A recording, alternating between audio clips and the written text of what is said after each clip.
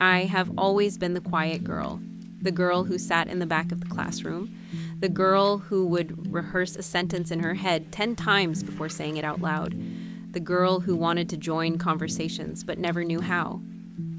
For as long as I can remember, I struggled with anxiety, not the kind that people always notice, not panic attacks in public, but the constant fear of being judged, the fear of saying something stupid, the fear of being rejected, the fear of not being enough.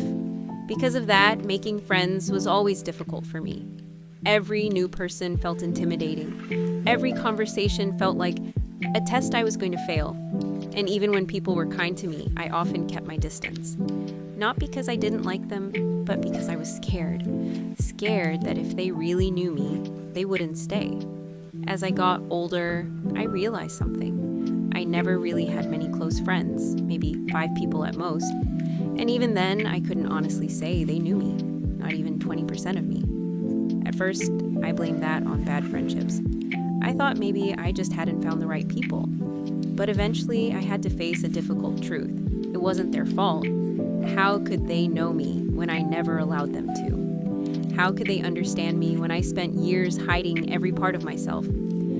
I became so good at pretending that I was okay that nobody could tell I was struggling. I smiled when I was hurting. I laughed when I felt empty. I said, I'm fine, even when I wasn't. And after doing that for years, I almost forgot who I really was. Then high school came, and for the first time, things started to change. I met people who genuinely wanted to know me, people who asked questions, people who listened, people who cared. They tried to get closer to me, they tried to understand me, but there was still a wall between us, not because they built it, because I did. Some of the things I was carrying felt impossible to explain. The anxiety, the sadness, the thoughts that kept me awake at night, the feeling of being alone even when surrounded by people. How do you explain something that you barely understand yourself? How do you ask for help when you've spent your entire life convincing everyone that you're okay?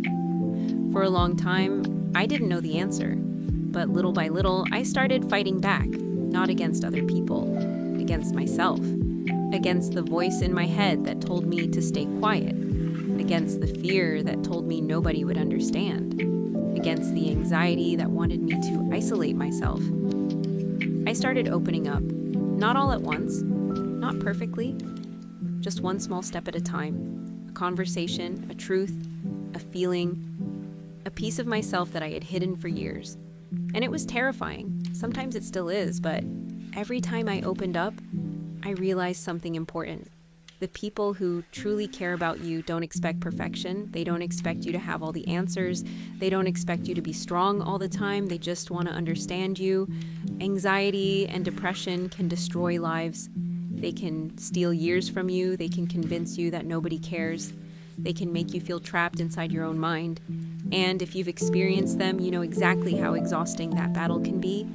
But they don't have to win. No matter how hopeless it feels right now, no matter how many times you've fallen, no matter how long you've been struggling, you can fight back.